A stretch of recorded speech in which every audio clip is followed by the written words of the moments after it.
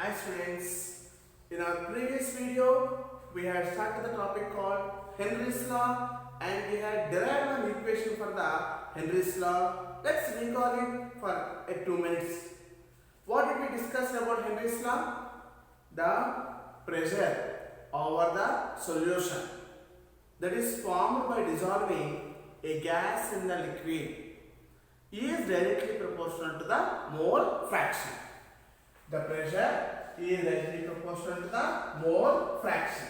It is also given as P is equal to Kh into X, where Kh is called as the Henry's constant. Kh is called as the Henry's constant.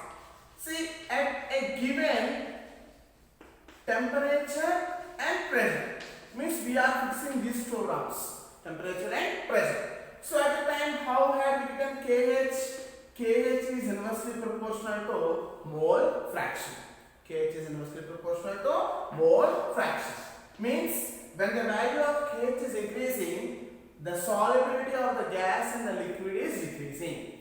When the Kh is increasing, the solubility of gas in the liquid is decreasing. And also we came to know when we increase the temperature, the solubility of the gas decreases. Solubility of the gas decreases. These are the key points that we have discussed in the last video. Yes or no? Now let us relate that temperature when increases and also when the solubility factor increases, Kh factor increases, the solubility of gas decreases. The solubility of gas decreases. Let us see, we are having some gases here. Nitrogen gas H2Z. And the temperature. Temperature will be generally measured in Kelvin form. At 293 Kelvin. At 293 Kelvin. Its Kh factor. For each and every gas there will be some Kh factor. It's around 76.48 kilobar. How much is it? 76.48 kilobar. But when you are increasing the temperature to 303 Kelvin, 303 Kelvin.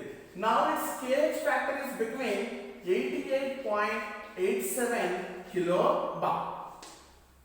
By this, what we are going to derive is when the temperature is increasing, the Kh value is also increasing.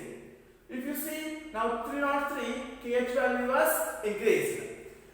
Now let us take up one more gas, that is oxygen gas. At 293 Kelvin, the Kh of oxygen is around 34 kilobar we can have. 34.86 kilobars we can have. Now we are increasing the temperature for 303 Kelvin. Now its Kh factor will be around 36.82 kilobar. Means whenever for whatever gas it may be, you increase the temperature, its Kh value is increasing. For example, in the given water, there are two gases. Nitrogen gas is there and also hydrogen gas is there. What are the gases present in the water? Nitrogen gas and oxygen gas. Here we are discussing about oxygen. What we are saying is nitrogen gas is less soluble in water. Nitrogen gas is less soluble in water. Less soluble in water means it is having more Kh value. It is having more Kh value. We can compare at 293 Kelvin. What is the Kh value of nitrogen? 76.48. But for oxygen it is 34.86. Means whenever you study the value, if it is the value is more, solubility of the gas will be less. So based on this, there will be a very important objective questions. So don't forget, whenever the Kh value will be increasing, the solubility of the gas will be decreasing. So let's see some numericals on this topic about the Henry's law constant. P is equal to K into H. see the given question here, NCERT book textbook question only.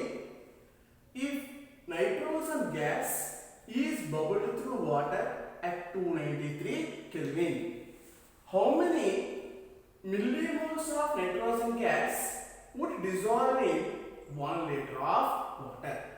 How many millimoles of nitrogen gas would dissolve in 1 liter of water?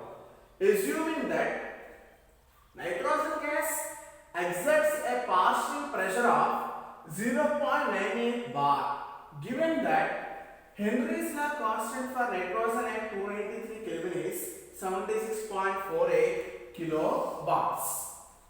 So we know only one thing, that is, whenever Henry's law constant for the gas is given, we must come to the equation P is equal to Kh into X.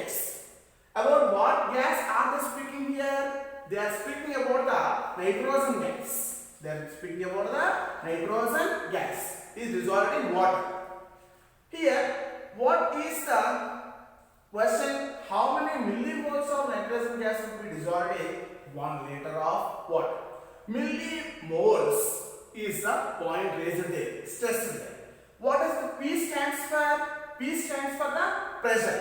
I can be anything related to pressure here. Assuming that nitrogen gas exerts a pressure of 0.987 baric pressure was given, and they had already given about the kH of nitrogen. What is the kH of nitrogen they mentioned? 76.48 kilobar. See, pressure is in bar, but they are given in kilobar. So when we are working with the problem, we need to convert this one into bar. Kilobar, we can write it into 10 to the power of 3 bars. But what is this X? X represents the mole fraction of nitrogen. X represents the mole fraction of nitrogen. Mole fraction of nitrogen is nothing but number of moles of nitrogen gas by number of moles of nitrogen gas plus number of moles of solvent. What is the solvent given here? Solvent is 1 liter of water. So we want to know the number of moles of water also. What is the question? How many millimoles of nitrogen gas would dissolve in 1 liter? They were asking us to find out this moles in millimoles. This moles in the millimoles. So what is the amount of water they had given? 1 liter of water they had given. Please come to the point when number of moles of water. Number of moles of water. So can we write given mass by molar mass of water? Given mass of water by molar mass of water. 1 liter we can express as 1000 grams.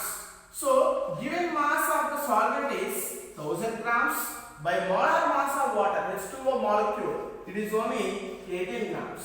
So by dividing 1000 by 18, how much approximately will be getting? 55.5 moles of water you will be getting. So now let us see here the X2 mole fraction of nitrogen. Shall we continue how to get this X2? We know from the equation P is equal to Kh into X. We don't know this mole fraction of nitrogen. So this equation, from this equation, we want to draw X is equal to P by Kh. X is equal to P by Kh. What is the pressure given? 0.987 bar pressures. And what is the Henry's law constant in bar? It was written 76.48 into 10 to the power of 3 baric pressure. So upon solving this mole fraction, how much will be getting? 0.98 by 0.00129 into 10 to the power of minus 3 you will be getting. You please solve children. I want to convert this one like 1.29. I want to bring this one into 2 more places friend. Into 10 to the power of minus 5. It will be approximately 0.019. So we can get 2 places forward 10 to the power of minus 5. So what is the x value we are getting here? X value we got 1.29 into 10 to the power of minus 5. But we don't know the number of moles of nitrogen. We want to calculate it. And we also calculated the number of moles of water is 55.5 moles. Please see children here. This is very less in water. Means number of moles of the gas in the water is very less. As this is very less, it can be neglected. Which can be neglected? This denominator part will be neglected or it will be made as a unit.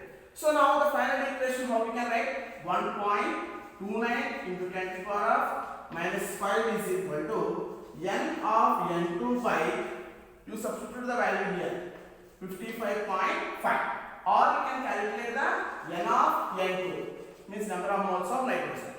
1.29 into 10 to the power of minus 5 into 55.5. How much you are getting approximately? 66 into 10 to the power of minus 5. So we got number of moles of nitrogen in moles. How much? This one is in the form of the moles. We must convert this one into millimoles. So we got that in the moles. We know 1 mole is equal to 1000 millimoles. Now that was in the form of 71.66 into 10 to the power of minus 5 moles. Then in millimoles, how to work with? So 71.66 into 10 to the power of minus 5 into 10 to the power of 3. I want to write this one as 10 to the power of 3. So we can write this one as 71.66 into 10 to the power of minus 2. Or we can also write this one as 0. This is a negative value. So bring it as, carry this forward to left side, 0.7166 millimoles of nitrogen are dissolving. Millimoles of nitrogen are dissolved in 1 liter of water. So let us take up one more question on this same topic method. Let us see another question here. Hydrogen sulfide, H2S means hydrogen sulfide gas, is a toxic gas with a rotten smell. In the laboratory, we can have this test. That is, hydrogen sulfide will be rotten smell. Is used for the qualitative analysis. Means to identify whether the compound is there or not. If the solubility of H2S in water at STP is 0.195 m. What this means? M means molarity. What does molarity means? Number of moles of solute. Per 1 kg of solvent. So whenever the question is given, first you must say capital M or small m. Small m is molarity, kg of the solvent. Calculate the Henry's law constant. So we know the equation P is equal to kH into x. What are they asking now? They are asking us to calculate kH. So can you put right P by x? What should we write? P by x. Hypertension anywhere the P? The pressure. The pressure basically it will be 0.987 at the baric pressure, the STP conditions. 0.987 baric pressure. What does X stands for? X stands for the mole fraction of hydrogen sulfide gas. How to know the mole fraction of hydrogen sulfide gas? See here children, X means mole fraction of hydrogen sulfide is equal to number of moles of hydrogen sulfide by number of moles of hydrogen sulfide plus number of moles of water. How to get the number of moles of hydrogen sulfide? They are already mentioned 0.195 m means those many moles of the solute are already dissolving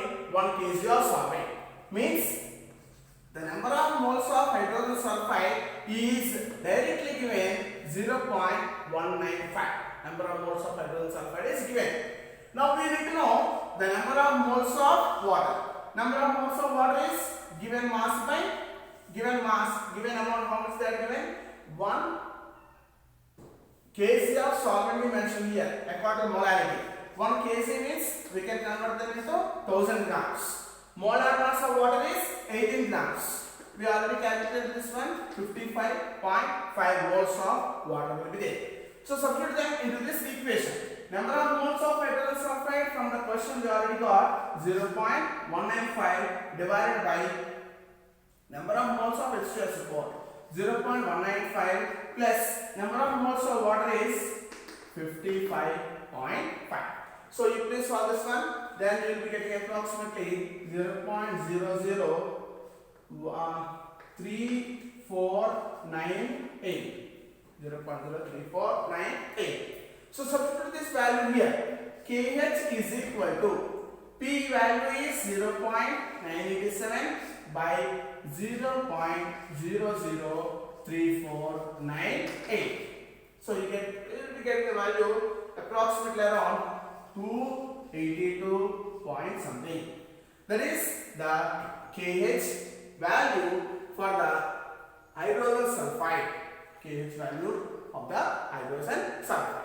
So in the next class, we will be discussing about the most important about solubility of liquid in liquid followed by solid in the liquid. Thank you.